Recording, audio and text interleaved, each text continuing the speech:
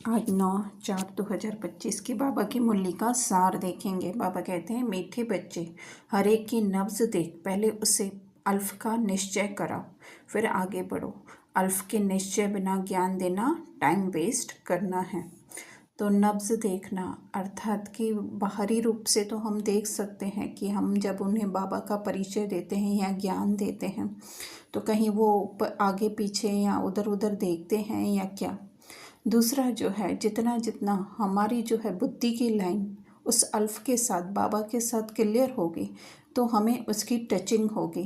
तो उस आधार से सबसे पहले जो है उन्हें परमात्मा का परिचय देना है, शिव बाबा का परिचय देना है।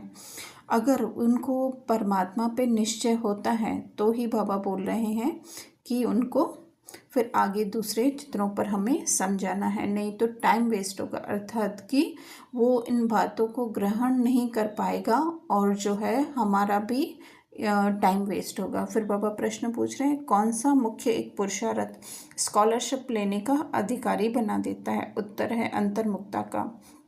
तुम्हें बहुत अंतर्मुखी रहना है। बाप तो है कल्याणकारी, कल्याण के लिए ही राय देते हैं। जो अंतर्मुखी योगी बच्चे हैं वह कभी देहाभिमान में आकर रूसते व लड़ते नहीं। उनकी चलन बड़ी रॉयल शानदार होती है। बहुत थोड़ा बोलते हैं, यज्ञ सर्विस में रुचि रखते हैं।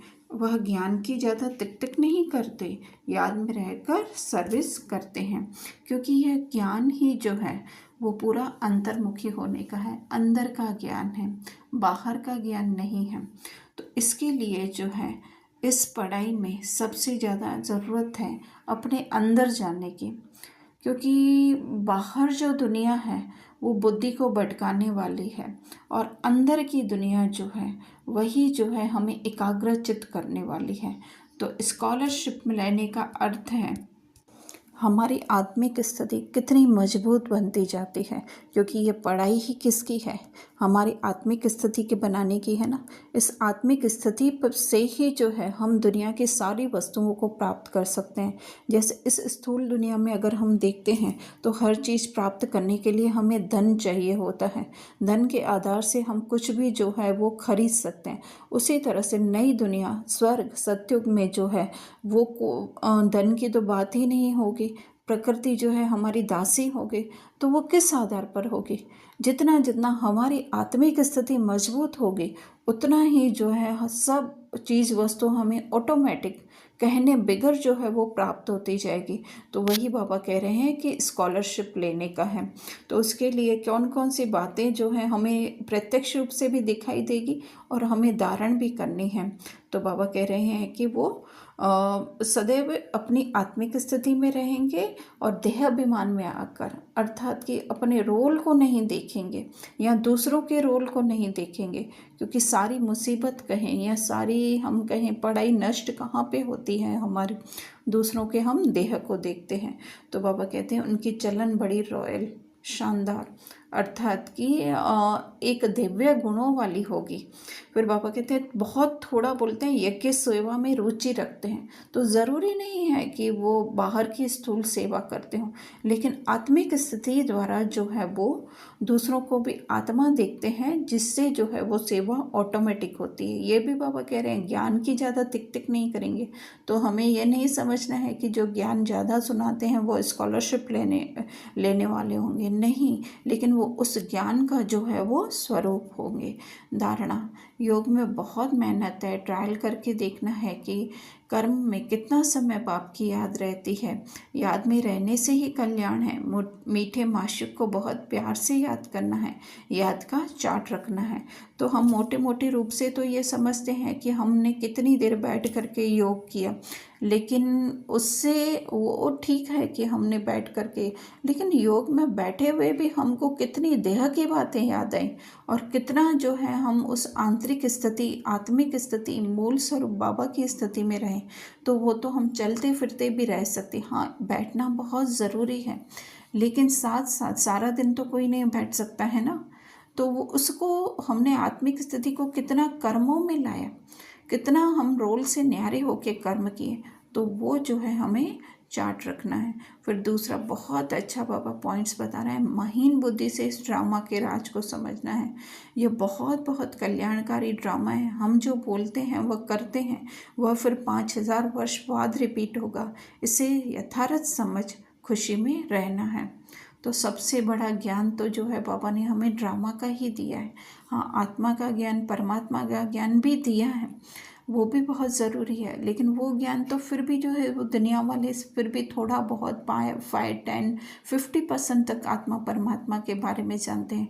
लेकिन जो है सबसे बढ़िया ज्ञान जो है हमें ड्रामा का बाबा ने दिया। उसके लिए जो है हमें महीन बुद्धि, अर्थात कि मोटी बुद्धि क्या है, जो स्थूल बातों को समझती है वो मोटी बुद्धि, लेकिन जो अंदर की बातों को, हमारी आत्मिक स्थिति को समझती है, उसके लिए जो है हमें, जैसे पहले बाबा ने बोला कि याद में बैठना है, और फिर ये उस ड्रामा को ही जो है हम उस याद में देखेंगे, जितना जितना अंतर्मुखी होकर के उस अवस्था को देखेंगे तो हम ड्रामा को भी जानते जाएंगे।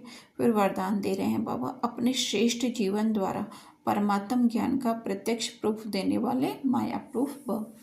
तो जैसे आज की दुनिया में भी साइंस के साधनों द्वारा हम क्या देखते हैं, प्रत्यक्ष प्रूफ देखते हैं ना, कि लाइट का स्विच ऑन किया तो एसी द्वारा ठंडक मिल गई, या फिर एक स्विच दबाया तो हम कहाँ का कहाँ पहुँच गए, प्लेन में बैठ के, ट्रेन में बैठ के, या गाड़ी में। तो इसी तरह से हमारा जीवन भी जो है वो प्रत्यक्ष प्रूफ बन जाए।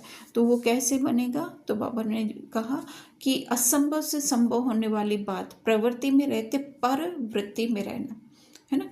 प्रवृत्ति में जब होते हैं तो मैं, मेरा बच्चा, मेरा घर, मेरा पति, मेरी पत्नी, मेरा ये, मेरा वो, मेरा बैलेंस, मेरा बिजनेस, लेकिन वो होते हुए भी जो है परवृत्ति, मतलब पराई वृत्ति में, जैसे हमारी जो कोई चीज़ होती है तो उसमें आसक्ति, लेकिन पराई जो होती है उसके बारे में हम सही डिसीजन ले पाते हैं, या फिर उसको अच्छी तरह से चला पाते हैं साक्षी।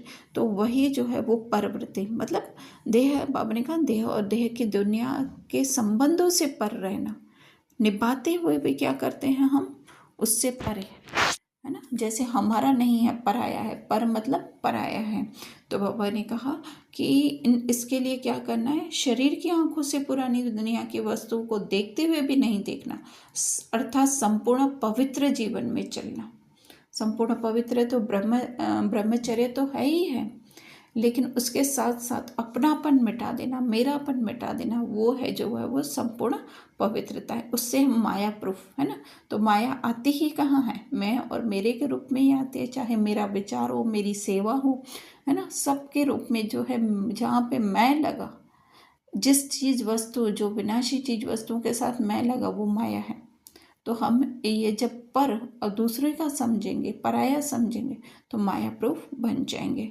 फिर स्लोगन है, अटेंशन रूपी पहरेदार ठीक है तो अतीन्द्रिय सुख का खजाना खो नहीं सकता। अर्थात हमारा बुद्धि का अटेंशन कहाँ पे है, अगर हमारी आत्मिक स्थिति पे है, जो कि हम कहें कि किसी के ऊपर डिपेंडेंट नहीं है, जिसका खुशी, जिसका सुख, तो वही है अतीन्द्रिय सुख।